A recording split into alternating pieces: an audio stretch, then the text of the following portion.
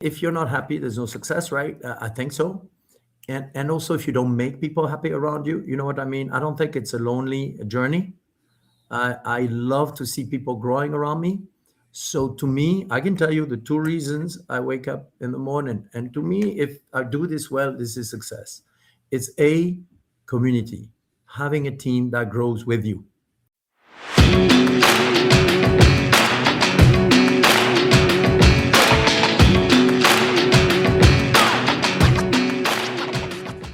What is happening, Post Shifters? Welcome back to another episode of the Post Shift Podcast. Of course, I'm your host, Shawn Soole. I'm specifically wearing this hoodie, which I usually do wear one of many hoodies that I have.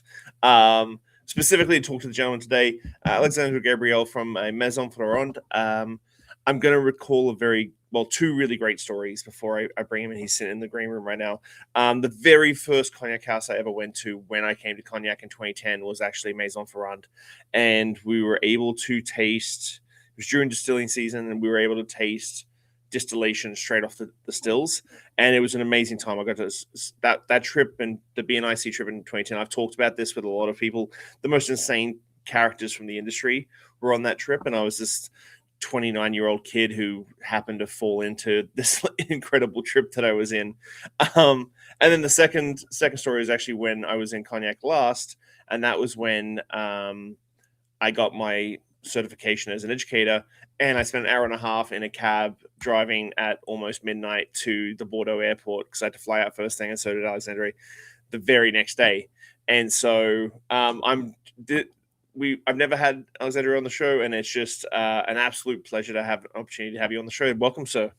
Well, it's a pleasure. It's a great pleasure, Shawn, to be here, and welcome back to Cognac. Really, in essence, this is where I am right now.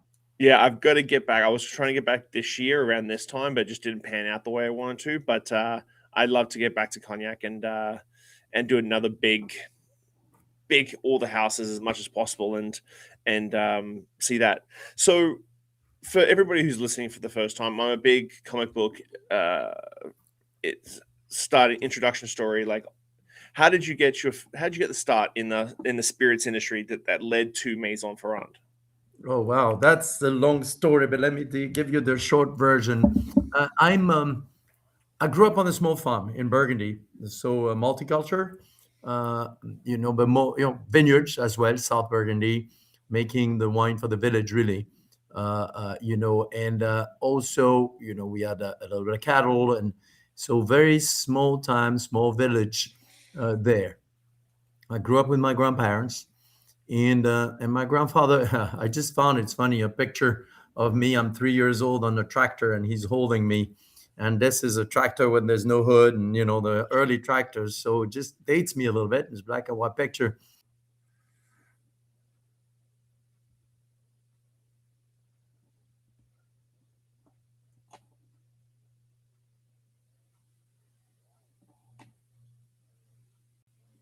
Oh, seems like we've lost him.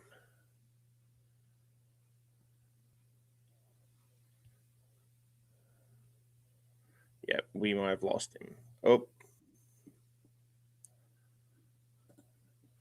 It's all good. I think we lost you for a bit there, but I think you're back now. So you were talking about the tractor. Yeah, so that's the way I grew up on a small farm, Southern Burgundy, making wine. I've been harvesting wine by hand since kids. We used to love harvesting time when you were super young because you didn't get to go to school. You didn't go to school. Even the teacher was part of the harvesters. Then later, this is where you met your girlfriend, and stuff. It was always fun. And you imagine these late evenings, you get to taste the grape juice. It's slightly sparkly, and it's already got some alcohol. And I'm not saying at what age, but yes, we enjoyed all that grape juice. And that was great memories for me. And then, you grow up and you're in a small village, and my grandmother, who's, again, was like a mother to me, just always where I grew up, and was said, if you stay here, you're going to end up marrying a second cousin like a lot of us. And and I don't know, it didn't seem, I guess, no great second cousins around. But more seriously, she kind of really pushed me. She was somebody very insomniac like me who read at night and read me a lot of things. And just to me and for my grandfather, the wealth was in the land. He always said, you don't own a farm, you tend a farm.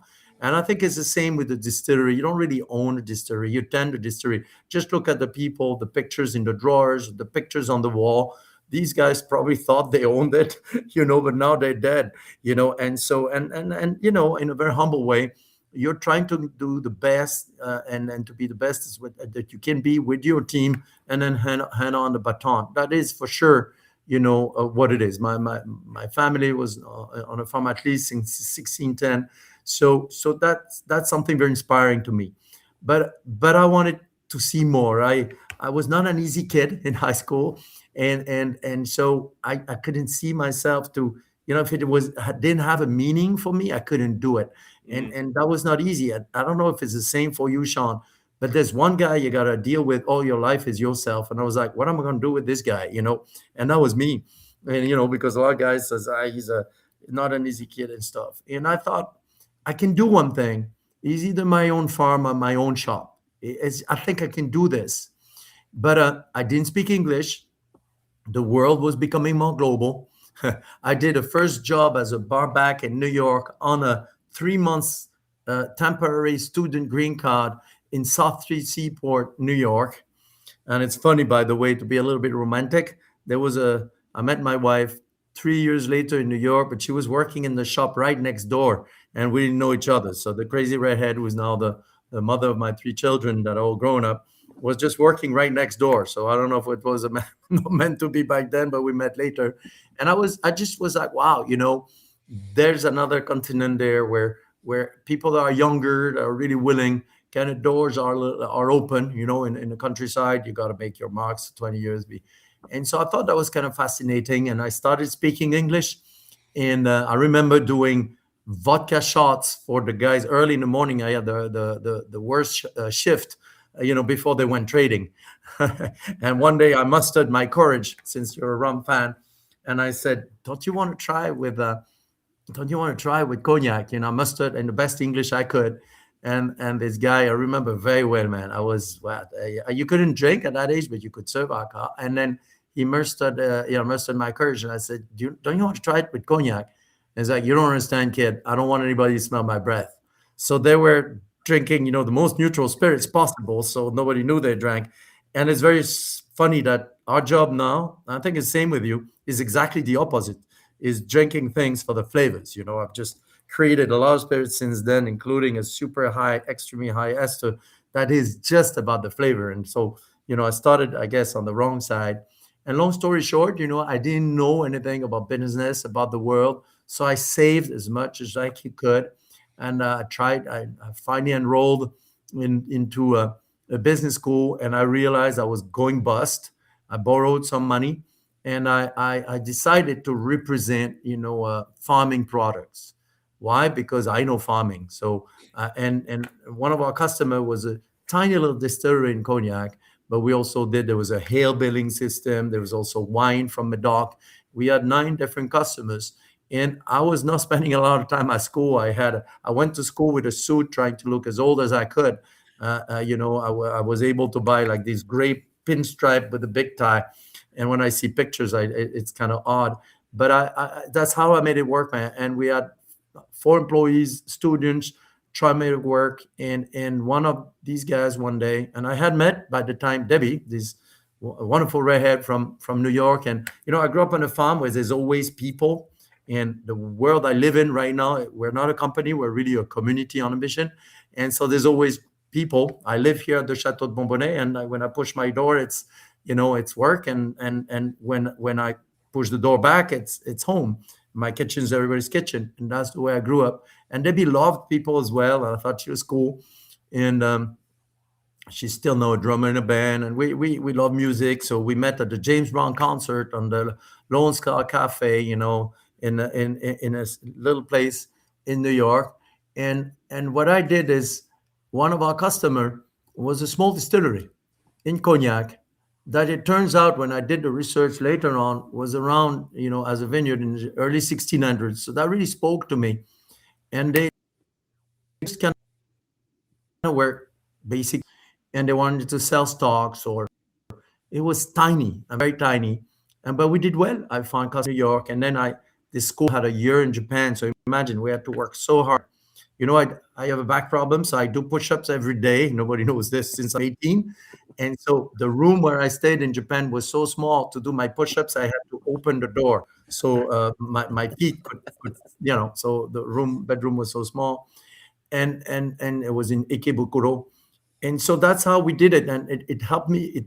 I was able to pay for the business in school, and to me, wealth was in the land. Remember, and at one point, one of the guy of this family says, "You gotta come, and I'm going to tell you something." I said, "I can't. I'm introducing this woman to my parents, and this is a big deal." And my mother is like, "Not enough French women. You have to go get an American one." Imagine. And so I said, "Well, this one I really like." And so, he said, "Bring," and then I cannot go to Cognac. I really got to go see the parents. And he's like, "Bring the girlfriend." And so we're there, and he says, "This business going nowhere. Do you want to join in?" I was 22 years and a half, 23 years old, and I had no clue what I was doing. I knew farming, I knew winemaking, I knew my grandfather was a bouilleur de cru. A bouilleur de cru in France is somebody who has the license to distill his own estate crop. You cannot commercially distill other things that you don't grow. You have to distill what you grow. That was very defining to me, by the way. And so that's how it started. Very, very tiny, 37 years ago. And it's funny, you make me think of a story. My first experience was distilling, really being there, not professionally, but like being really demonstrated, was my grandfather. I was 10 years old, and it was distilling Mar de Bourgogne. I don't know if you ever tried Mar de Mhm. Bourgogne. Mar de Bourgogne, for people who don't know what it is, it's like grappa. You distill the must, right? So when you make wine, you press the grapes, and what's left, it's still sweet, but it's really the stems, the must.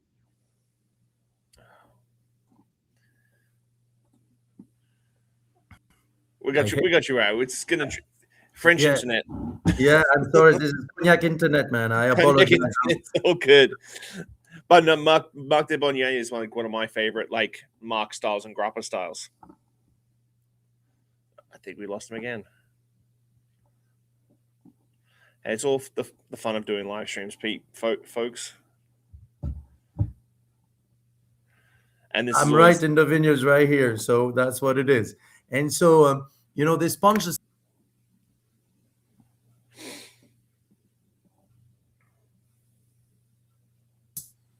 65%. So that first experience, and that's about alcohol. And imagine I'm in front of that still. That was a little still, huge, looked huge. And my grandfather says, first, and remember I had done a shot 6 months earlier because I busted a full finger. And he says, first you have to Mar de Bourgogne, you have to taste it with your ears. And I was thinking, man, he's going to pour that stuff in my ears. You're thinking about a guy that went through Second World War, and you're a kid, and that was very not different education. And he's like, I'm like, what's going to happen? And he said, listen. And I said, I can't hear anything. And he says, you see, when you distill Mar de Bourgogne, your raw material has to be intact and fresh. So you listen. If you hear insects buzzing, you know that it is compromised. So first you taste with your ears. And I'll remember all my life. That was, I guess, it's only after the fact, you just realize that was defining. I had no clue. He showed me fermentation, and then, the first drop and all of that, where you lick your fingers. But that, to me, that the raw material of what you distill is so important, that most of what I do today, we grow most of what we distill. I'm still a farmer. We make Citadel gin, we distill. We have juniper berry fields actually right outside here. When we make Maison Ferrand, we have our own vineyards. We grow grapes, and we make recently we created a plantere cut and dry with coconuts. We grow coconuts, and we work with our neighbors who grow coconuts as well. So to me, that was how I started. And little by little, the house I'm in here right now, Chateau de Bonbonnet, I bought 4 years later. It was kind of right next door, and it was raining inside. We got an incredible deal for a reason, and I'm very handy. So The guys who've worked with me, we can do a lot of things, and we still do all the work ourselves, redoing slate roofs at night. And so when people see it, they're like, "Man, that's a lot." I said, "No, no, it's 37 years, you know." And Debbie and I always agreed. We never took dividends. We always reinvested in the team and in the mission. And so we're not very cash rich, but now we got barrels and stills. You know, I collect pot stills. I do a lot of different stuff. But that's how, Shawn. A lot of details never gave anybody else. But how, I don't know why I just got into it. I guess you told me, came in cognac here, and I remember. And so that's the yesteryears for me. How going really for me, it's a farm to a farm. And to my grandfather, cognac was the shining star of spirits. When he talked about cognac, it was like, okay, let me tell you about cognac. And he was distiller of, wine from the Burgundy region, which was a byproduct of wine, which is Ma. And so to me, being in part of it, I was so proud to show him when we finally got to something. And that's how we started. So really a barrel at a time, a batch at a time, and reinvesting all these years. So that's Shawn, how it all happened. So with that, like obviously cognac is a massive part of your portfolio. How did you sort of build out your portfolio and start diversifying what you were making? Where the decision? Because like you could stay and you and I have chatted about this. Cognac is very rigid and cognac has been very, and producers have been very specific about what they. How did you sort of like go? Okay, we're going to branch out now. We're going to do gin. We're going to invest into Plantaray. Obviously the dry curacao and the liqueur side of things. How did you diversify in your brain to But keep pushing that? think about it. You run a distillery. It's a farm. So in a farm, you make do. You should have seen the amount of trash we produced on the farm with quite a few people working there. Very little. The fruits that you peel, you give the Hmm. chickens that you recycle everything. I mean, when you look at the amount of trash now generated, it's just mind-boggling for me. And where I'm going to is that when you distill in cognac, I guess a guy like me, you distill, as you know, for 5 months. You're a cognac educator, you know very well. So once you harvest, when I was a kid, we used to harvest in October. Younger now, climate is warmer, so it's more September. So when you have your wine, you do your fermentation. As you know, I do a lot of research with yeast, and then you start distilling. And you distill by law, you have to be done on the 31st of March. As you know, cognac is extremely regimented. Why? And I think it's a good law. The grapes have to be fresh. And in fact, at Maison Ferrand, we're done on the 31st of December. Why? Because we like the grapes to be even fresher because you get more intact, beautiful aromatics. So what do you do the rest of the year, Shawn? You just sit there, right? And I think you gathered me. I'm a bit of an intense guy. I know that. So imagine few many years back, and you're looking at these beautiful stills, and they're sitting there, and you got your team. I call it my rock band. All the guys that create with me. I one of my hero in terms of organizing creativity is a musician called Frank Zappa. Is that you got to be the best at what you do, and you attract the best. If there's a vision, and that's Maison Ferrand. We got the best technicians around me since I'm very young. And so, what do you do? We're like, man, we're gonna make something. And when I was, young at the time, drinking age was 16 years old. And so I want to say I only started at 16. And so what we drank is a lot of shitty gin and tonics, man. When we went out to the discos, was but I still had that taste in my mind. And I love spirits of intensity. Cognac is a spirit of intensity, and gin is, but in total different repertoire. And something you may not know, Shawn, when you came here in Cognac, if you really look at the hilltops in Cognac, there's still reminiscent little plots of juniper fields. Why? Is because in medieval time and subsequent time, until 200 years ago, they were used as a condiment, for food, because pepper was expensive. Hmm. I don't know if you know, in medieval time for Europeans, cinnamon, next time you eat cinnamon, think about it, was more expensive than gold, more expensive than gold. And so, there were juniper berry trees on top of the hills. I had a neighbor, he passed now, Monsieur Bonnet, told me, oh, these are magical trees because when I was a kid, there's no pine trees in Cognac. It's too warm. So we used to put our shoes. My grandfather would cut, a juniper tree. And so it's around there. And I'm like, you know what? Juniper tree, gin. I drank all this bad gin. What if we try to make a beautiful gin? And you know me, I started studying it, going to different distilleries. Since I'm started doing this business, I look at our knowledge as like a deck of Pokemon cards. And you go see the other kids who are distillers, they're grown-up kids, and they have a deck of Pokemon cards, and we swap. I did the math. I swapped couple Pokemon cards with 82 distillers master blenders in my life. I could name quite a few, and so all my life doing this. And so I went to do this with gin distilleries, and I was very disappointed. I saw that most of them were just some of them just using a raw spirit and putting flavors, which is part of so when you know the regulation for cognac and you look at that, you're like, you're kidding me, man. Actually, it's just a paragraph long that it only says it has to be a dominant flavor of juniper berries. You're like, man, this is crazy. And I'm like, what about using the real fruit? What about distilling in these tiny little kettles that are cognac stills? And of course, when you're young, you think the world is your oysters and everybody is going to be, wow, what a great idea. So I went to see Custom and Excise, super excited. I thought my idea was irresistible. And they looked at me all like, are you crazy? I said, what do you mean? He says, this is a cognac still. You're not distilling gin. They're like, why not? So, well, there's no rule that says you can. And I said, well, there's no rules that says I can't. And he said, yes, but we're Custom and Excise. And I'm like, wow.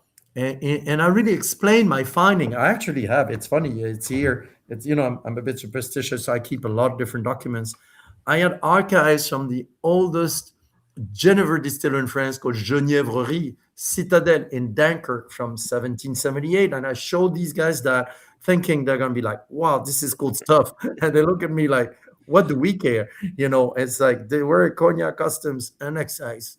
So it was a big flop, totally. And I didn't dare tell them that I did a batch, and they're saying this is fully forbidden. And in France, in Cognac, if you cross the rule, you can go 5 months in jail. So nobody's kidding around, as you know. And so, but I was young and stupid, and I'm like trying a lot of things, or passionate, really. I mean, totally obsessed. And as I go out in the parking lot, there's a man, Michel Dewosky, comes to me. He passed now. And he said, I'm the number 2 here. I heard what you say, and you saw me very quiet. I'm a history buff. I love what you're doing. I said, really? I thought it was a trap or he was making fun of me. And it was like, are you wearing a wire? Are you wearing a wire? Exactly. I'm like, this is not the vibe I got, man, when I was there in the room. And he's like, no, but the number 1 guy is the authority and we abide. So he's going to be doing this for another 5 years. So you're nowhere for 5 years. But 5 years and 1 day, I should be the one in charge and you shall be making gin. And when you're very young, 5 years is like, you're kidding me? So long. It's so long. I mean, I was 23 or not 24, 25. And it seems so long. And you know what? It was a present because I had a temporary license to do trials in a smaller still that I had in my kitchen. It was legal. And I did every trial, and I actually created a patent, one of the only patent in gin making. So thanks to these guys being really hard-nosed, actually made me better. And I don't know about you, Shawn, but when you piss at something, you work even harder at it. I know for me, it's one of my little engines, because like, I'll show these guys, this is going to be the best gin there is, and this guy would actually come and try it. And true to his word, when the other guy retired, he went and he said, I'm going to tell you what we do. Cognac doesn't have a spirit safe. The guy did his research. Mm-hmm. You need to put a spirit safe on your stills. You need to wait the end of the 31st, the 1st of April. I'm going to decommission your still and recommission it for gin. And we're going to do this every year. And so we did that and the first batch, he was there. And he was so, I owe a lot to this guy because he showed me. And actually, thanks to him and the work we did, cognac stills can be used off season for any other thing, by the way, now. So it was the first time, that was done ever. But it can open another way. So that's how Citadel was born. And we made gin. And Sean, I kid you not, we made this first batch, and and we tweaked a few things and again a few things, and we thought was delicious because we used this still that our Lower Swam next got. Citadel Hmm. has a lot of essential oil, so it's got body. So in drinks, it's not only the flavor, the intensity, but also doesn't bite because of the essential oils. I was trained in mise en valeur, using the other, elements to bring forward the main, the main juniper berries. We had planted juniper berries, so you have to be in for a generation when you do this. Now they're producing, for quite a few years, but back then, and then, and so that's how Citadel was born. And I thought, man, we're gonna conquer the world, and we didn't. First it almost bankrupted us because when you think it's great, and so we sent it at the time. Gin people thought was from the UK. People didn't know it actually Dutch and northern part of France did Geneva and so on, but they thought that's what it was, and so we sent a lot of our samples to all the competition in the UK, and there was not many at the time. And I tell you, we won almost every time. And the guys were very, very elegant about it. I would have this very British accent calling me, "Oh, hello, sir. May I speak, etc." At the time, fixed phone. And and he said, "You got a delicious liquid." And it gave me a little courage, but still no sales. Still no sales. And you know who really people don't give him credit? There's a man, 1999. Citadel was born in 1996. My first kid, Ariane, was born in February, and we launched on April. And so two kids in 1 year, my daughter Ariane and Citadel, we launched in 1999 of like crossing the desert and a lot of self questioning, like, are we crazy? And there's we're selling a little bit here and there, few like a layer of a palette, few cases. There's always a crazy guy who's willing, or lady who's willing to try and loves it. And then a great uh, a great Spanish chef, Ferran Adria. I don't know if you know him. He's the guy that invented molecular cooking, cuisine. The man who had at the time El Bulli. He's a rock star in Spain, and he's on TV, and he's saying gin and tonic is a gastronomic experience. Don't use a tube as a glass. Use a wine glass. Don't use little crush ice. Use big ice cubes. Don't use a shitted gin. Use the best. And he pulls out a bottle of Citadel on TV. And then he say, use a great tonic, and I'm making my own. So, and he's making a gin and tonic, and people don't give him the credit to invent that what people call the Spanish gin and tonic, really, Hmm. with that wine glass, which now conquered the world, and it was with Citadel, and so it was amazing. I knew when I had a rerun because my distributor called me, and I thought he's from Barcelona. The Barcelona football team had won, and he's no, no, no, you don't understand. Fernando Ria was with Citadel. You should be so happy. And that was a nice break because it gave us confidence. Spanish market starting, really developing, then went crazy. People don't realize all started in Spain, that renaissance of fine gin. And people, a lot of chefs look up to him. So there was a very gastronomic approach.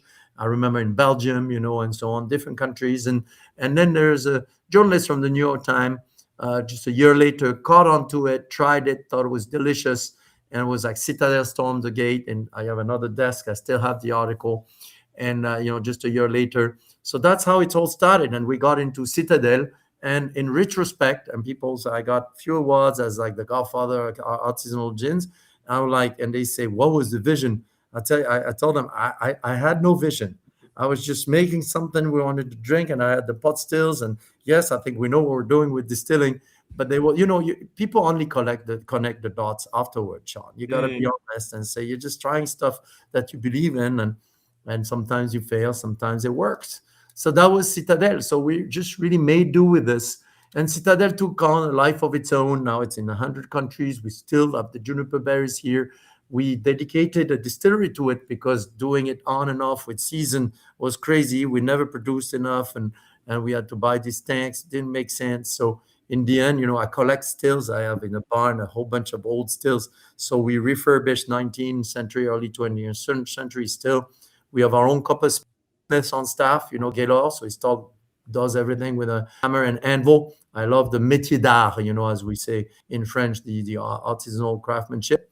And we fixed the distillery. And you need to come back, Shawn. I'm going to show this distillery. It is my brainchild. It was stuck in my head for many years, and I've been distilling in distilleries that are hundreds of years, you know, uh, and suddenly you get to build your own, and we did it in an old building with with old pot stills, but it is truly a brainchild of my team and I. So that's how we got into Citadel.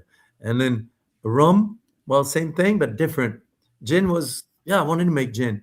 Rum was like falling in love, like at a place you don't know is going to happen.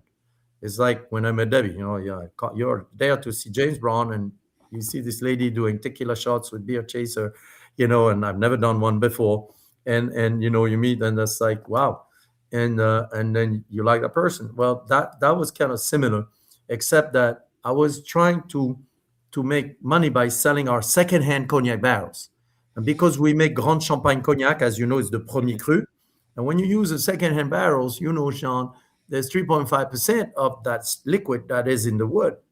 So people really care, are really interested in what was in there. So we had a great little business selling our barrels, secondhand.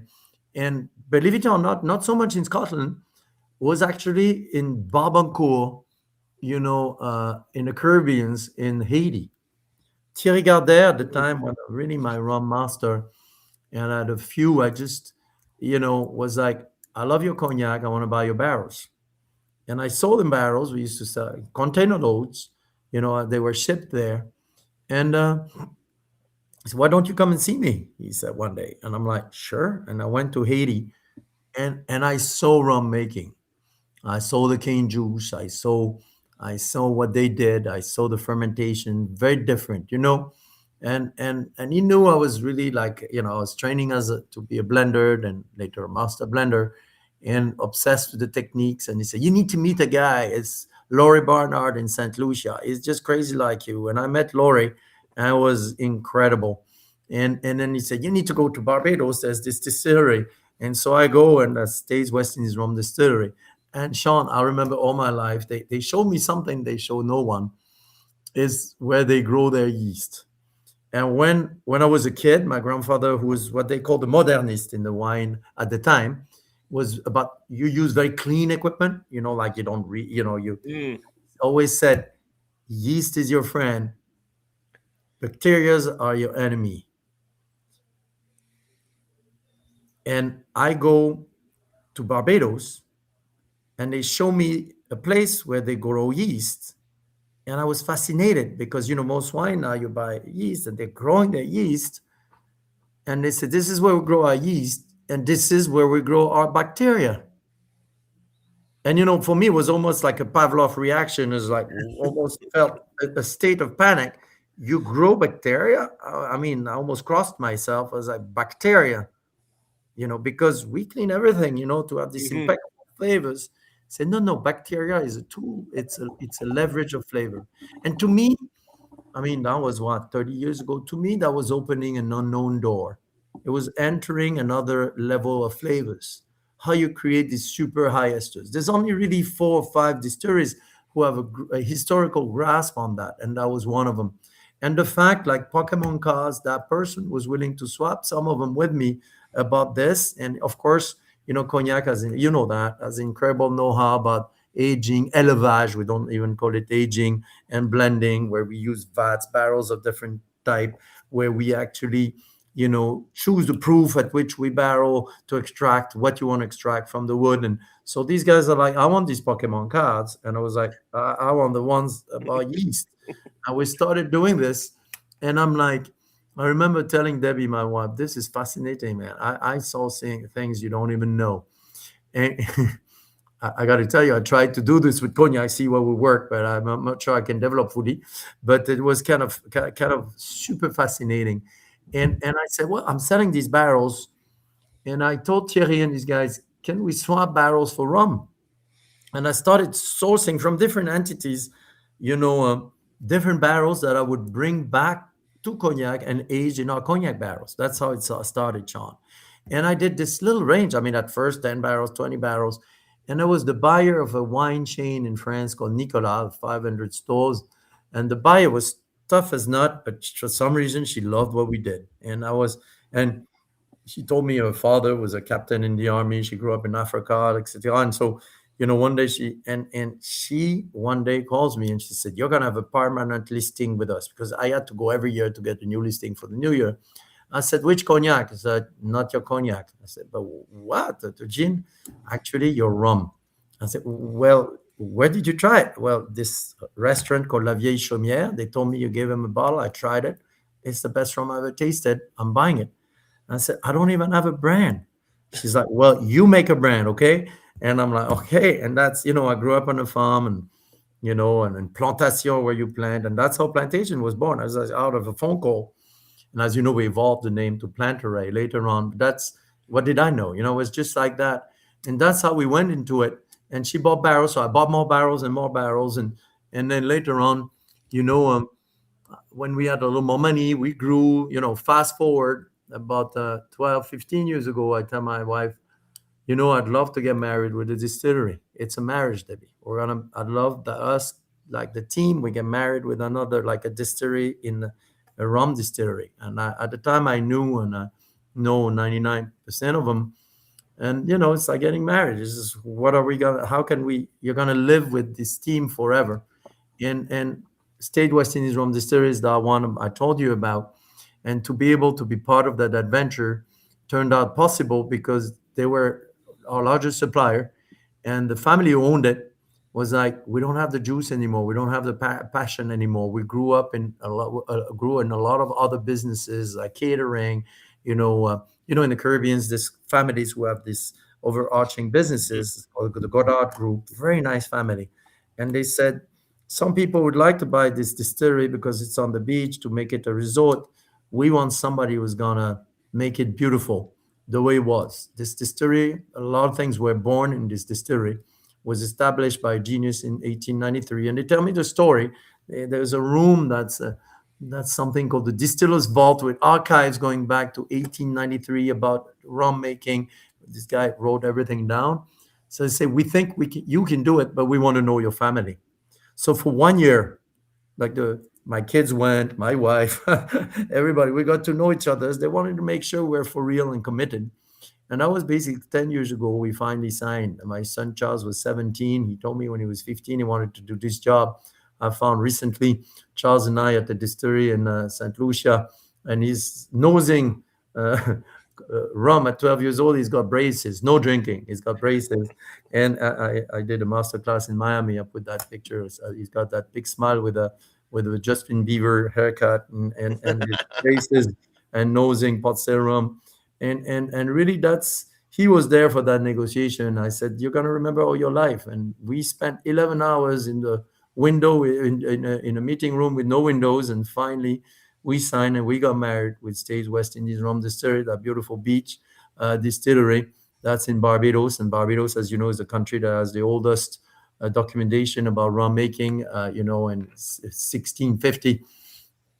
The country where the prime minister very often in his speech will say Barbados, is rum and rum is Barbados. So being part of that adventure, and again, I don't think you own a distillery. I think you tend a distillery. If you go to that distillery, I'd love to show you. You open these old drawers and you got guys with a grin. And if I'm lucky, I'll end up in that drawer, with these guys, and I think would be an honor, and they were pictured, over 100 years ago. So that's the adventure, and that's how I got into this. The curacao, more quickly. The curacao is, I do a lot of research about cognac. I created 1840, going back to a cognac full of flavors, distilled on the heavy lees, aged in a dry cellar to make it a little snappy bottle at a higher proof. I had a bottle from 1840, and that was a young 8-year-old cognac. This, as you know, when this bottle doesn't age anymore, distilled in 1840. I actually had 3 bottles. I bought it in a local auction. And when I was finalizing this, I invited a friend of mine called David Wonrich, who's, as you know, a spirit historian, a dear friend, and obsessed with research on spirits and cocktails. Some of the best books, Imbibe, the Oxford Companion to Spirits, and so on. I said, "Do you want to come over? I want to show you this cognac." And we stayed a week, and he says, he loved it.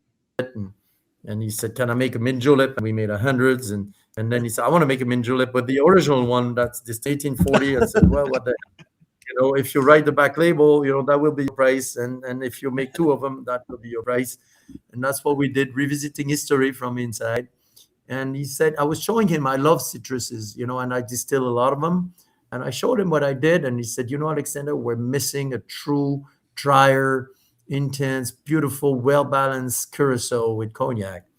And I'm like, well, let me show you the other distillates. And we looked at that, and he sent me after that 50 different recipes from old books, whereas cognac is not a written down art, liquor making is. So, and I created the Pierre Ferrand, the Ferrand dry curacao. That's what we did, going back to the ressource, not the blue stuff, not the sticky stuff, using the real La Haha orange, using the vegetal infusions, all these old techniques that actually were written down. And that little bottle, and where we were done, I looked at the cost, because he said, you want the great bartenders all over the world to use a product of that quality, but be reasonable with your cost, like with the rest of what you do. You don't need to make huge margins on that. I know, because you don't with other products. Do the same. And he gives me a price, and I said, David, I can't reach that price point. This is so expensive the way we make it. So we searched for the cheapest bottle we could find, hence the square bottle, and we glued the label on the side to make it look fancy. And little did we know was the less impact on the environment, because it's very light glass, fully recycled. And that's how the packages was born. A friend of mine is a designer. We used, I'm looking at 5 or 6 old bottles of curacao that were the inspirations right now from the 1800s. That's how dry curacao was born. So this is a bit of a tapestry, and I'm sorry to be long-winded, but this Oh is no, a it's okay. tapestry of how gin and then rum, and of course the curacao were born. And of course, I've distilled other spirits for learning. When Charles always wants to go to a distill with me since he's 15, so we distill Pechuga with some friends, and stuff. And in that case, I'm a spectator. I'm just swapping Pokemon cards, and it's a way to, you don't always perform the music that you practice at home, right? It's for us to be better. It's learning from others. But I've been focusing on these spirits all my life. And I told you, you look around, it's been 37 years since the first days and first drops in God willing, I'd like to do this another 30 years. So with that, like you do have such a massive diversification of products. Now with the world sort of changing so rapidly post pandemic, especially with people not drinking as much, low ABV being trendy, economic pressure. How do you sort of see? How do you sort of, because you from outside looking in, it always feels like you are dialed in exactly. You know exactly what you're going to do. You think it through, and then you make the decision. How do you sort of like play that now as the industry changes after 37 years? Well, let me tell you, I don't have that clarity. I have more a sense of what we should do as a mission. And I think our mission now is very clear. And I think I was invited to speak at the American Distilling Institute as a keynote speaker. So think about hundreds of distillers out there. And I always find, when I was younger, I hated that old fart telling me how great he is and how wonderful it is. And yes, I always was rebellious. And unless it's really somebody who just tells me something that is important for me, something I can take home. You know what I mean? And to me, it's because and I said, it shouldn't be about me. It should be about what do we believe and what can actually bring us together that everybody can take home. So it's not just another guy's story. And they said, no, we want your story. This is very important. And I thought about it, and I said, you know, why do we do this when we wake up in the morning? Now, Shawn, the world, people are scared more and more. Everybody's scared. I don't know if you noticed. And everybody's kind of hiding behind their screen, their phone.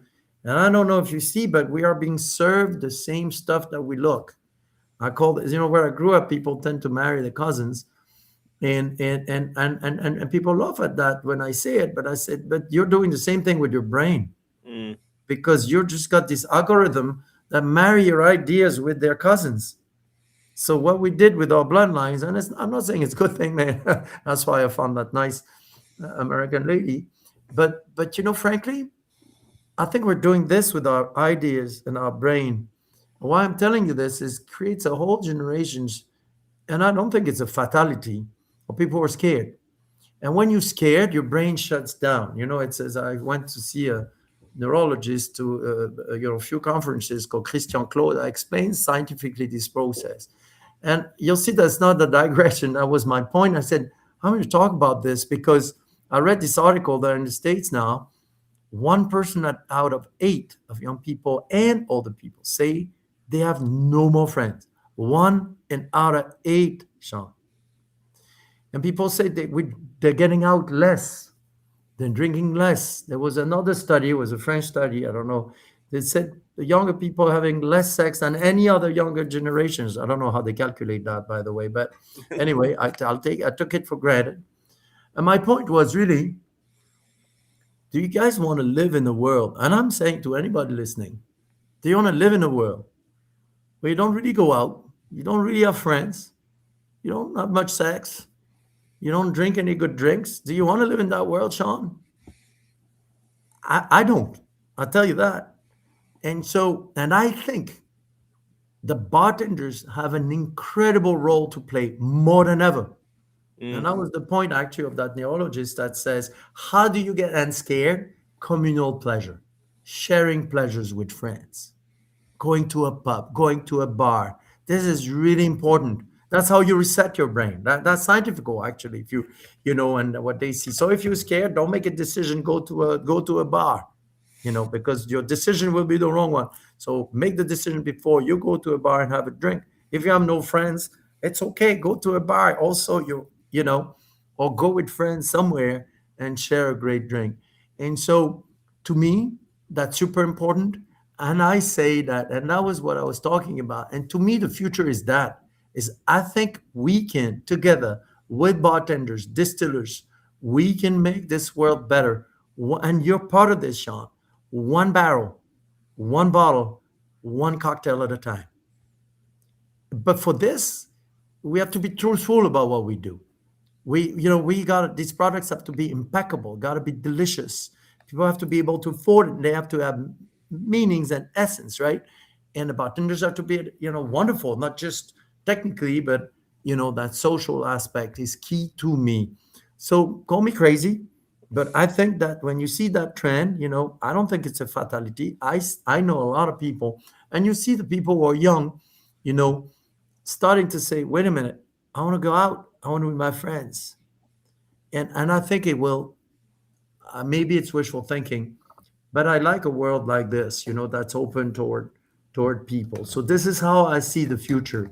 So I know, Sean, when a banker asks me, what's your 5-year plan? I never know the answer to this, but I know where we're going, and where we're going is making delicious libation, and I like to tell people, I'm building the instruments and you play the music, whether it is at your home with your friends or whether you're a bartender. You play that music. Again, scientifically, as you know, when you dilute down the spirit when you're mixing, or if you use an ice cube, a little water for a single malt or beautiful aged rum or aged cognac, you perceive molecules of taste differently depending on their concentration. So you're actually making your own already, right? So we're giving you these tools. Recently, I decided, it took me 5 years to convince the team in Barbados, because it's not because I own the distillery that we're doing. I want everybody to be on board to release a product called Ogo Monster. And Ogo Monster, it's a supercharged high ester. Think of it like a rum and steroid. The concentration of flavors and incredible. That's why you use long fermentations, and it's so concentrated. When you taste it, your taste buds go to a place that really they've never been. I promise you. There's only 4 or 5, like I said, countries who really have this knowledge nailed down for more than 100 years. And so I said, why don't we make this available for great bartenders or the super geeks, to say, I can have that. It's almost like a rum bitters, but it's just a recipe that's over 100 years. Every master blender that likes to use this, we sell this to master blenders, but also, pastry chefs or perfume makers. And these are a tradition of very secretive rum making, but why not the consumer? And I only have a marketing department for 7 years. We only have, before I thought, what do you mean we should spend that much? I'm like, that's 100 barrels, man. I'm buying the barrels. And then one day I met this wonderful lady who has this incredible passion for them. And she convinced, yes, it's great to do something, but there's a way to speak about it that makes more sense to people, and I can help you with this. And so, anyway, I bought into it. And when I told her, but it's funny because most companies, when I speak, the other production guys like me, they're always like, man, marketing told me to do these products. These guys are crazy. I don't know what they're smoking. I hear this. In our company, it's the other way around. Angelique is this super structured lady with her team, and she's like, "We can't sell this. This nobody's gonna get it." And I told her, and she's like, "People are gonna read a beautiful article about plant array, and they're gonna see that smaller bottle, say, oh, I can try it. And when they drink it, they're gonna thinking like they just something like another something landed in their mouth because this takes, it's like think about the whiskey from Isla, but on steroid, but Mm. with the rumminess, in that case. So we argued, and I said, okay, we're going to do it with a label that says, don't buy this unless you know what it is. And she's like, okay, that's why I do marketing, you do production. So we have this type of discussion. So she put on the neck warning, extreme high esters. I think one day I'll win with the label that says, don't buy this unless you know what it is. And when you'll see it, you'll smile. I think I might win. But really, in the end, why do we do this? Is this going to make us break the bank? No. But I'm so excited. Yesterday, I was with, at Wine Paris in Paris. I just took a train back to Cognac last night. And I was with wonderful bartenders. And when they drank it, I saw the sparkle in their eyes. They knew exactly what they're going to do with it. Again, I make the instrument, they play the music. And to me, that sparkle in their eyes is why I wake up in the morning, because I know they're going to make this big drink, they're beautiful drinks, and be on that mission to save this world one barrel, one bottle, one cocktail at a time. I think that's the circle that we're on, and the mission we're on. Whether we work a team in Barbados, as Jamaica, Cognac, that's the mission we're on. And as all the team who are there talking about it, most of them are the technical, training, working at Maison Ferrand. That's what we're on, and that's what we the way we're looking at the future. So I'm sorry to all the guys who look at it with a marketing plan, how we're going to do. But I know RTDs, we are being told, is the future, and there's some great ones. There's no problem with this. But to us, I think it's continuing to push these limits.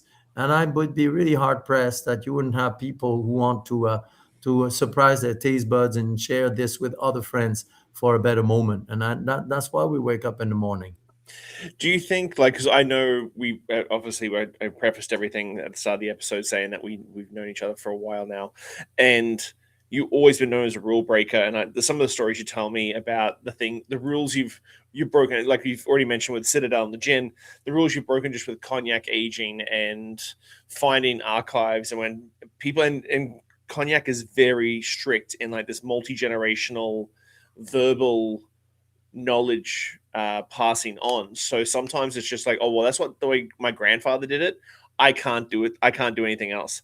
Does the rule breaking for you, is that your sort of driver for like being an entrepreneur and sort of pushing the brands and creating new products?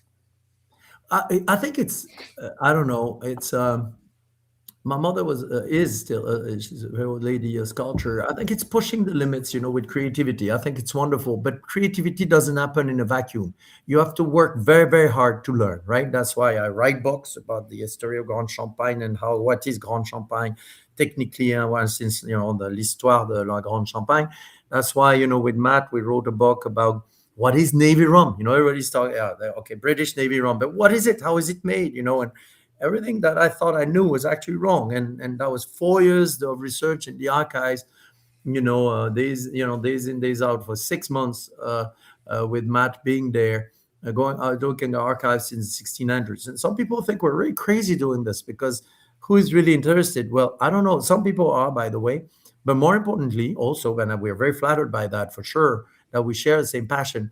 But it's such an inspiration. I created Mr. Fogg, an Evian based on this research.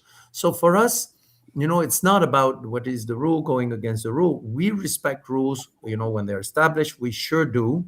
But yes, we want them to reopen to historical practices. This is very true. Now, Cognac, there's a great environment, as you know. We speak, we talk, we fight. It's true, about these aspects. Yes, I'm dreaming for Cognac AOC to be reopened to all the type of woods that were used until 1983, which is yesterday: chestnut, mulberry, acacia barrels. And yes, I am doing it. But as you know, I don't want to go to jail for 5 months, and I'm respecting the law. So I'm calling it eau de vie de vin. And there was a funny story that the board summoned me on one of the issue. And again, very good people, because we're very straight with one another. And I do respect the fact that cognac has such a patrimony with its history, but some beautiful elements are tucked in history that needs to be rediscovered and repracticed, because they're beautiful flavor adventures. So when I made the one and I used rum barrels, and people used to use your rum barrels until 1983 to enhance certain exotic feel of cognac when it reaches 20 years old. I wrote on the back label, because this cognac, this product has been, aged in a rum barrel, it cannot be cognac anymore. But you have to put the ingredients. It's 100% cognac. And the team said, you can't do this back label. I said, the board, and I said, why? It's very clear. I literally say it's not cognac. And I said, yeah, but you use the word cognac 3 times to say it's not cognac. So and I'm like, all right, guys, hallelujah. I'll use it only one time. Why not? So, but it tells you how far it is. But it's funny you say this. I'm working on something, and my wife, who was going through the archives of the Ferrand estate, it's literally cubic meters. She's been doing this for 4 years, and you need to see this. It's amazing. And there's a magazine. There's a newspaper. I don't know if you see it. It's called Le Vrai Cognac. It means the real cognac. Now, this is actually like a newspaper, and it's dated August 1912, so before First World War. And on a page there is an ad, and to say, for your cognacs, you can buy wonderful chestnut barrels, right here. And Wow. and the newspaper is called The Real Cognac, right? So that's hard to match, right? And you got equipment, and this is really for cognac professionals, right? It is the organe de la Fédération des Viticulteurs Charentais. So this was the magazine of the vine grower of cognac. And so you have pumps, you have stills for sale. So this beautiful. I love these documents, because why do I spend time deciphering to decipher all these products? Because this is inspiring. So I think we're going to be able to do this. And that's the meeting I just had right before you was with somebody who's helping me doing this research, and we have a foundation to preserve this know-how. So, for example, cognac still has the knowledge to make barrels from chestnut and all these barrels, but since they can't sell them locally, I make sure they have customers in Ireland with Irish whiskey, because it's wooden age over there, or balsamic vinegar. So the business is still there. So the craftsmen who do these barrels, they have a business line. So when we finally succeed, I hope to go back to our own heritage in cognac on that fact, we can actually have the makers there that have hundreds of years of knowledge, and we don't want this to be lost, because these again are tools for me as a distiller and as a cognac maker, and actually rum in that instance, where in rum you can, and you may know I even did a gin, the Old Tom, where I use acacia barrels. So this is something that, for me, researching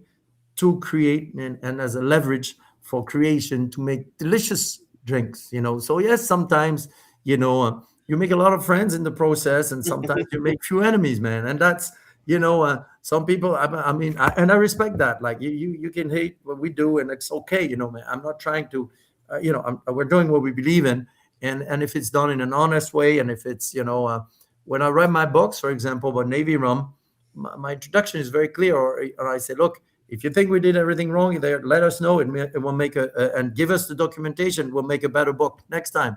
We'll just improve it. Same thing with techniques, and so for me, that's what it is. And yes, we're pushing the boundaries, and sometimes it can. I understand it can be looked at being a renegade, but this is not the purpose. The purpose is doing this mission we're on. So, what's your plan for the next 6 months? Like we're in February now. Like, what's the plan for this year? Well, first of all, on the summer note, you've seen Melissa hitting Jamaica. I have a meeting tonight at 9 p.m. here in France, in 1 hour and a half. With, as you know, I'm part of National Rum of Jamaica.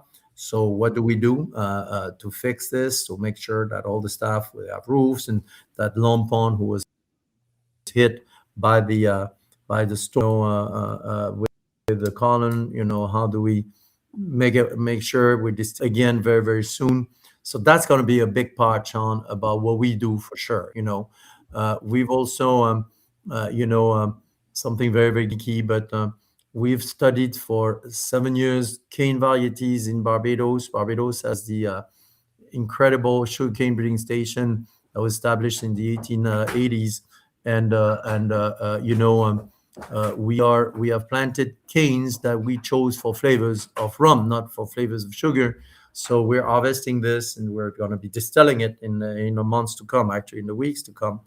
And I'm going to make a super high ester. I did one last year at 6,000 grams, so something that you need a chainsaw to drink, with cane juice. I did an introduction, was the first time I've ever heard it being done.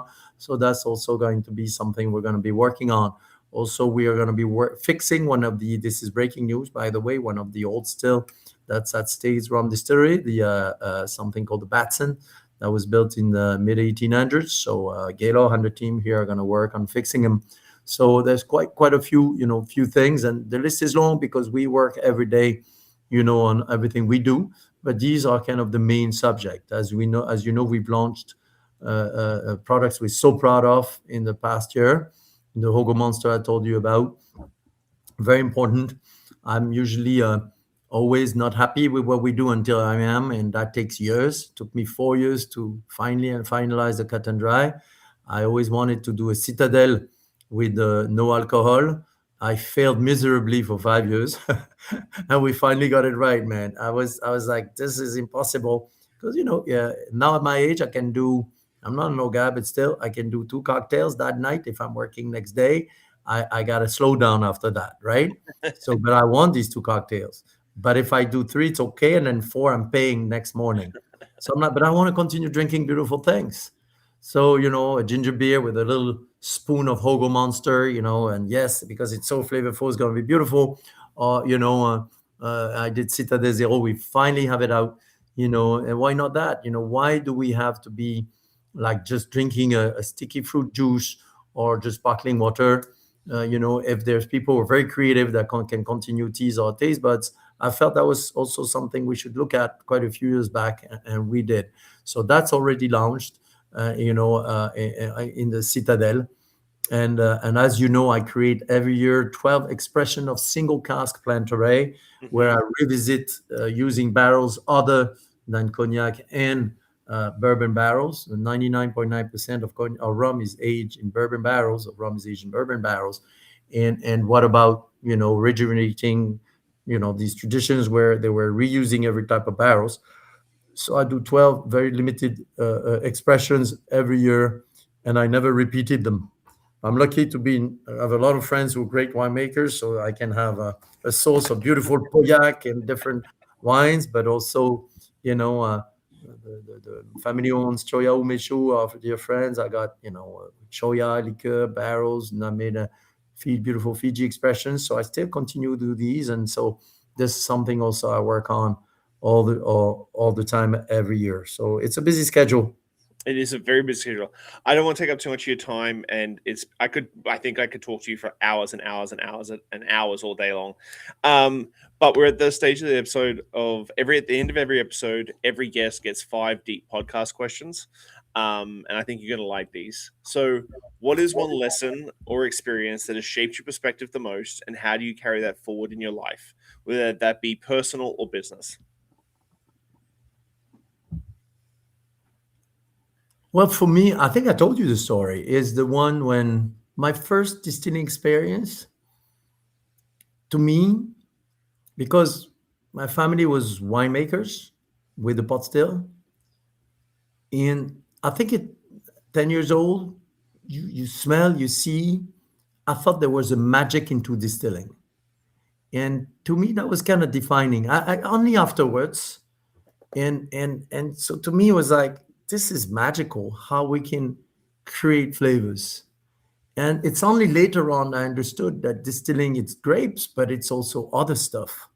So to me, that was super defining. But I only knew this after the fact, and there's other experience, but I mentioned that earlier. to me, that's in retrospect, that was super, super defining. The rest that was defining, I think, was more things that went over and over again, things of cultivating lands, that relationship with land for me is so important, and it's always there. There's always something growing right next to where I live. Always. I cannot be away. It's funny because in Barbados, the distillery is right on the beach, and the team, my wife, I really loves that. And I like the beach a lot, but we have a farm inland, and I like to stay at the farm. There's the coconuts growing for cut and dry. We got all these beautiful canes. We're now planting ginger. So to me, that's the other things of that connection to the land that I grew up with. And that's kind of, in French, we say Madeleine de Proust, the Proustian cake that always comes back to that mind. I think it always defines what I've been doing all these years. If you had one lasting message or piece of wisdom for the world, what would it be and why? Wisdom, I'm not sure I'm the guy to ask, man. Just I can tell you one thing. When people say, and quite a few people come to me and they said, I want to be distiller. And I'm like, all right, man, just something I'm going to tell you. If you're really passionate about it, you just kind of love the journey, but you're going to be cashless for the rest of your life. And that's my life, and that's how it works. So is it a piece of wisdom? I'm not sure, but I think you got to test into what you have. Is it something you're willing to do day in, day out in a very Mm. obsessive way?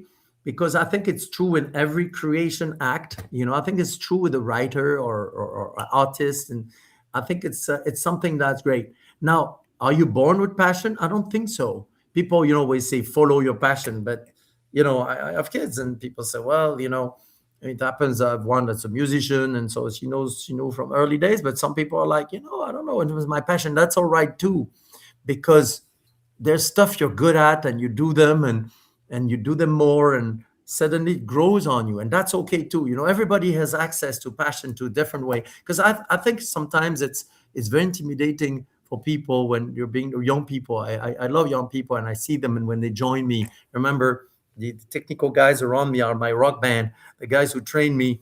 I used to call them my ZZ Top guys because they were older and so on. The last one retired, Luc Sache. I dedicated a aging warehouse. He comes every week, by the way. He try, and still now. And now I got these four ladies working with me. That my new rock band.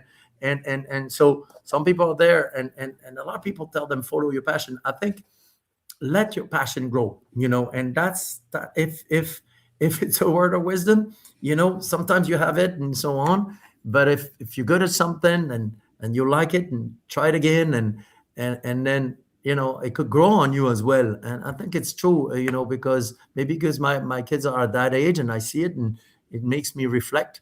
And I think that's kind of cool. And maybe another one is is is just not to follow the herd. Mm. And maybe some people need to, I don't know. But in in my job, I'm always interested to these little gems that people have forgotten. For example, I love banyuls. I love Madeira, you know. And I know everything should be about, now we're being told about premix and all of this. That's okay. But I think if you chase, Don Quixote, who was chasing the windmills, I think, chasing things that already exist, this is the trend, I'm going to give it a shot my way. I don't know. To me, the greatest people, and they seem to be happy at it, I hope so, are people who just it's their own thing. I mean, imagine Bob Dylan. Is he a great singer? Man, you heard his voice, you know? Is he a great musician? I mean, he plays well the guitar, right? Yet his music is really interesting, right? He's a poet, and so he went into something that, if you really looked at it and says everybody is, you got to be that incredible voice with incredible range. He still did pretty okay, right? And I think he did it his way. So I think it's really doing it your way, and it's okay if you don't know at the beginning. It grows. So I know, because when the younger guys came to join me, I love people who are very like, this lady came, one of she's by my side, Fanny, And her dream when she was 12 years old and her passion was to be a perfume maker. French woman, so perfumes. I'm going to be a perfume maker. She's a master in perfume making. And it didn't grow on her. She felt, man, I thought perfume was distilling, was all these magical things. We're just blending flavors. Then she did a PhD in distilling. And she joined, when I saw her PhD thesis was distilling on unfiltered wines, heavy lees, and that's our specialty at Maison Ferrand. And when I saw her work, I said, you want to join it? We have a rock band, we're making spirits. And she said, I know you. And, and she joined in, and we created a gin together, Jardin d'été. And, when we were about to go on stage to introduce it in Paris, and as a master distiller, I was supposed to talk about it. And I said, Fanny, I'd like you to go and tell everyone. She's, like, I can't do this, man. I'm just, and she told me, I always want to create my perfume since I'm 12 years old, and then I grew out of it. But I realized we made a perfume together, and it's Citadelle Jardin d'été. And so you see how it can go full circles, and grow on you. So I don't know if it makes sense, but like I said, wisdom, I'm not sure of the man, but I can just share, the way it kind of happens around here at Maison Ferrand. Looking back on your journey, what is something you wish you had understood earlier in life? Yeah.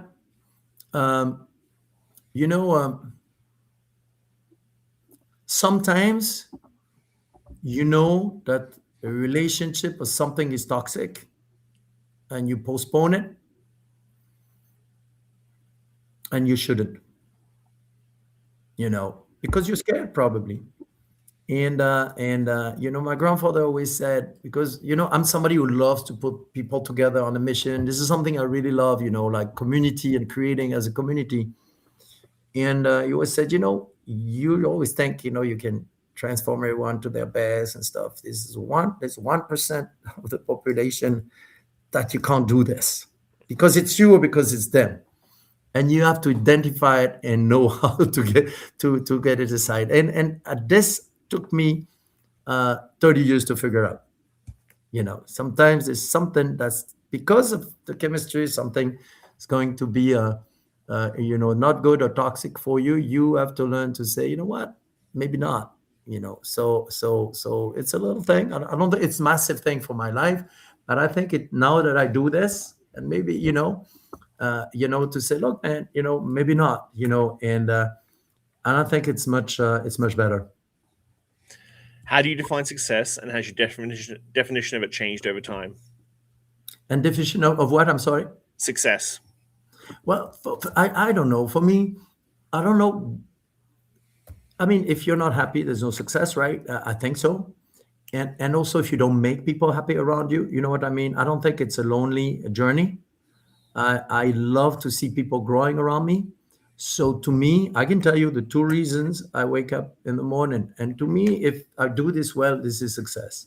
It's a community, having a team that grows with you. This is so satisfying to see that somebody is done something that maybe they didn't know they could do, and to me, that's that I draw a lot of pleasure from this, to just push the limit. And I'm not easy to work with, because I'm always, saying, no, we can do this better. And we do this better. Luckily, people stay. Guillaume runs the US, he's a superstar. He's been 27 years. When I started, Shawn, there was 6 people with me. 3 of them 37 years ago. 3 of them are still here. That's now awesome. They're threatening to retire. So, Beatrice, Annabelle, and Sandra. And so to me, that's the first thing, that's what I love. And that's why basically I live where I work.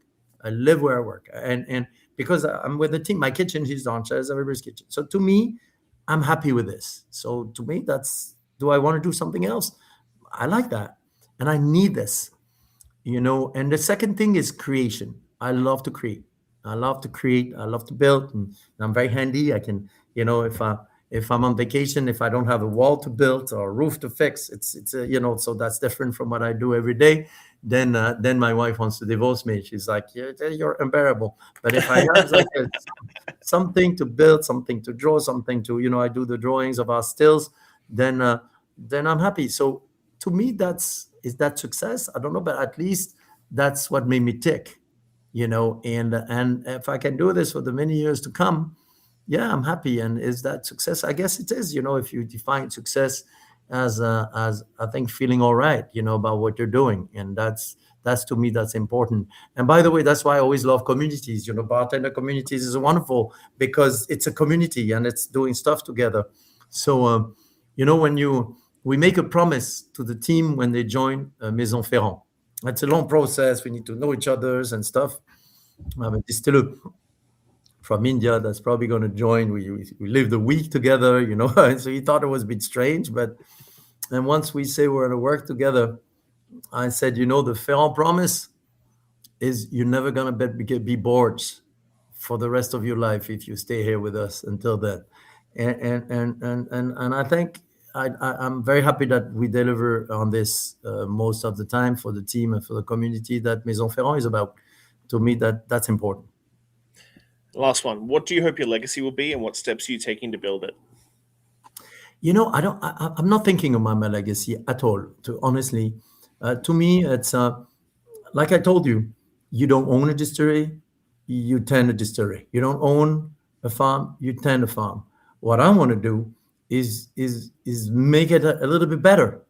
So I don't need people to say this guy did this guy did that, and so on and so forth. If it's meaningful, I can give you a very strong example.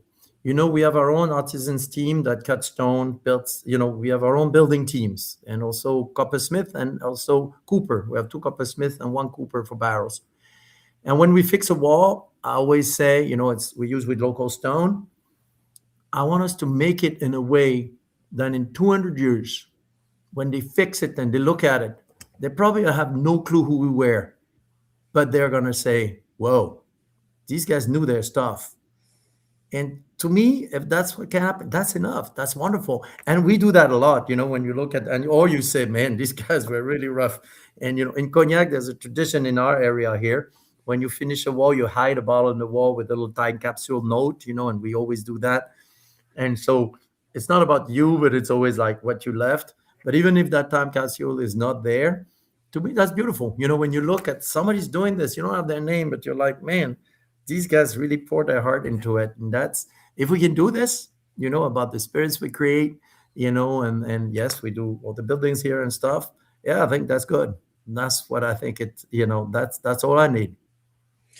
Thank you so much for your time, Al. It's been Alexandre. It's been fantastic. I always love catching up with you, and we've crossed paths, tales, and everything else. And that cab ride, I still, whenever I do cocktail training and cognac, whenever I do cognac training, I still talk about that experience being one of the most prolific cognac experiences for me. And I think cognac is such an underdog spirit still to this day that people don't really get it. And I try my very best to make people get cognac. But I just want to say thank you so much for your time. I really appreciate it. Well, thank you, Shawn. It's a great pleasure. Great to see you come back. There's a lot of things that we want you to try. And, it's also it's your home for you now. You're a cognac educator. So you take care, man. Thank you so much. And thanks to everyone, by the way. Thank you for listening. Thank you so much. I'll see you soon. Okay, bye. Bye-bye now. Thanks. All right, post shifters, that's it for now. Keep your standards high, your spirits neat, and your team tighter than your pour costs. Catch you next week on the Post Shift Podcast.